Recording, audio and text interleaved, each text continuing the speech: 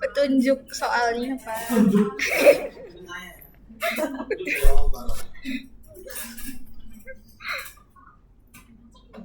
Sebentar, saya mau ngapain kira-kira dari dia?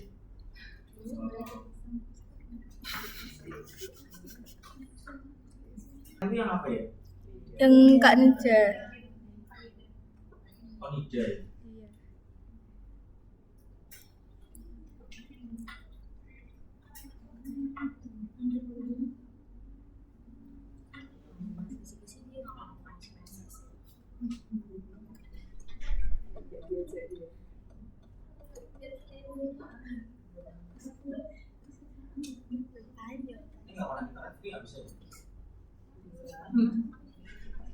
Terkait UTS minggu depan, berarti semua pekerjaan di sini. Tapi kalau saya ngandel ke 2 jam pun sepertinya nggak selesai. Sepertinya ya. Paling saya kasih waktunya 4 jam kan ini. Jadi nanti kalau saya mulai dari input tambah nggak selesai. Jadi kan ini, kan ada data tuh, saya kasih soal by paper. Di lampiran ada soal, ada data sheet sekitar misalnya taruhlah 100 ya, 50 case, 50 kontrol taruhlah ya, saya nanti cek dulu. Nah, nanti kan berarti kan harus input nih, input aja mungkin setengah jam sekian menit kan, jadi 1 jam. 1 jam berikutnya itu pun belum selesai untuk ngapain ya, masih berpikir ini harus diapain. Jadi sepertinya itu pun kalau inputnya bener ya, bisa melipatnya atau ngantuk itu ya, harusnya iya jadi tidak, harusnya merokok jadi tidak merokok, otomatis jawaban 1 sampai berapa orang? 3-4 orang bener-bener semua bisa jadi. Sekarang input 1 keliru kan, keliru kabeh. Saya ngeluh lagi nanti koreksinya ya gitu ya. Kan nggak enak di saya ya.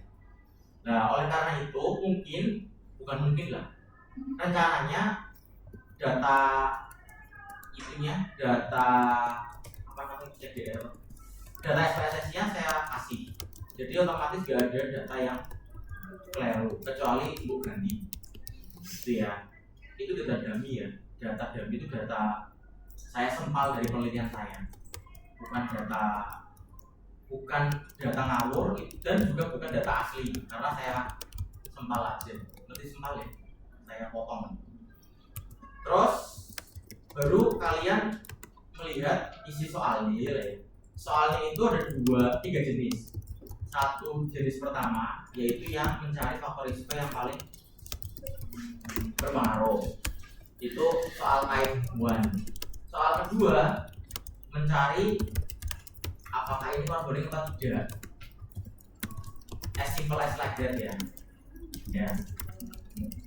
Terus yang ketiga membuat permodelan. Oh yang keempat tuh lagi, yang keempat ini nggak keluar semua, nanti keluar selesainya malam lebaran tahun depan. Yang keempat ada jurnal, terus kalian baca, bukan baca sih ya, analisis. Ini maksudnya apa dari artikel ini? 4 model itu, yang keluar hanya 1.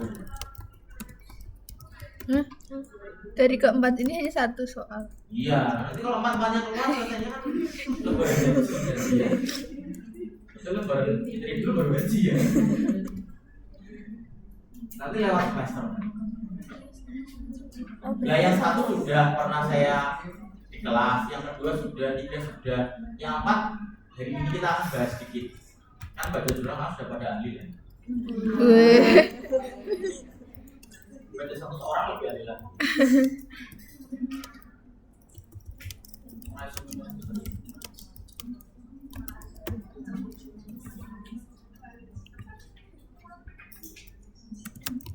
Saya mau tanya dulu kalian, kalau kalian suruh milih,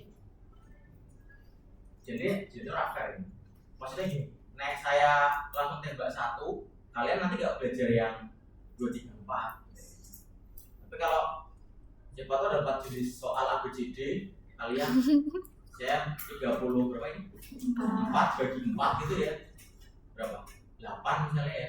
Berarti ada 8 orang yang ngerjain A, 8 orang yang ngerjain B. Siapa tahu gitu kan. Siapa tahu gitu. Oh betul dia ya. Enggak, nanti susah saya koreksinya ya beda-beda. Apa mau gimana? Saya kalau kalian aja. Apa ini kalau mikir ini, gak usah ujian.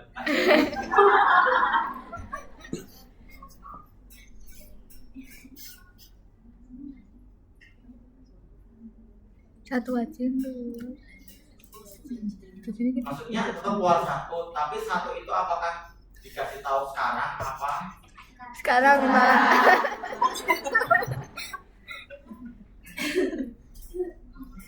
Kan kita belum tahu datanya Pak.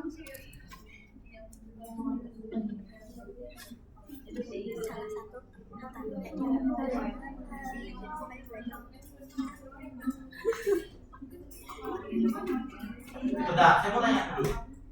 Kalian setelah kuliah 6-7 pertemuan ini, bukan hanya saya ya, overall di Ustadz, kalian merasa tidak oke apa oke? Ya, pilihnya cuma itu aja jawabnya. Yes or no ya. Tidak apa 1, 2, 3 ya, 1, 2. Maksudnya tidak oke bagi kesehatan mental apa oke aja? Oke.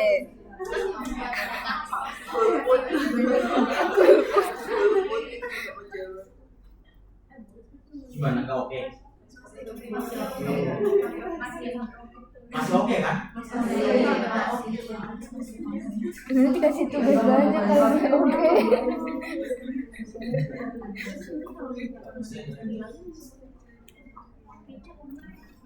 Tapi gini deh, saya kan mereview sama 5 orang yang udah lulus nih. Angkatan pertama biosat saya itu saya, bukan kami ya.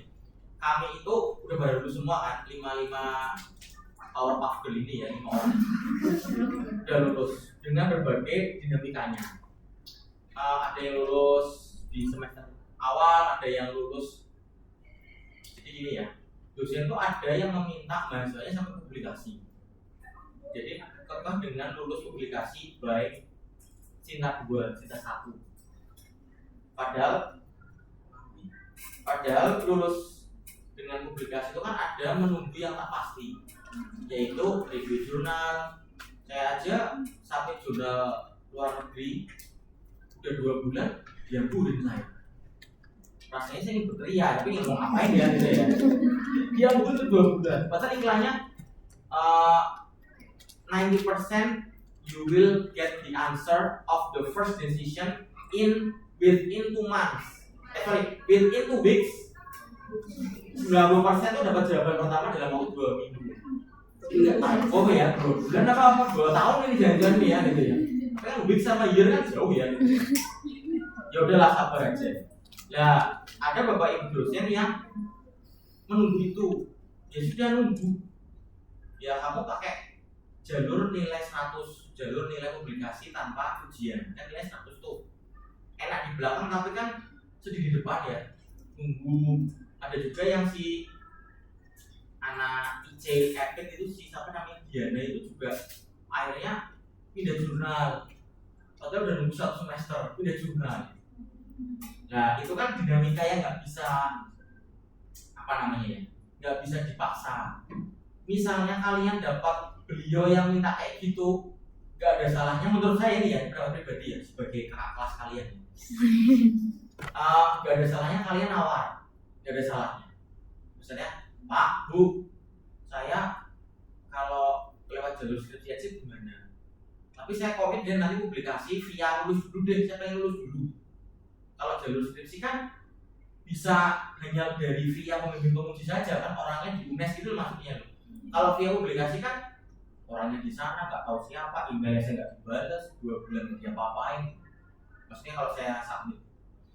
Jadi kalian punya hak untuk menawar dengan cara yang polite ya, dengan cara yang Sopan. baik, dengan cara yang sopan.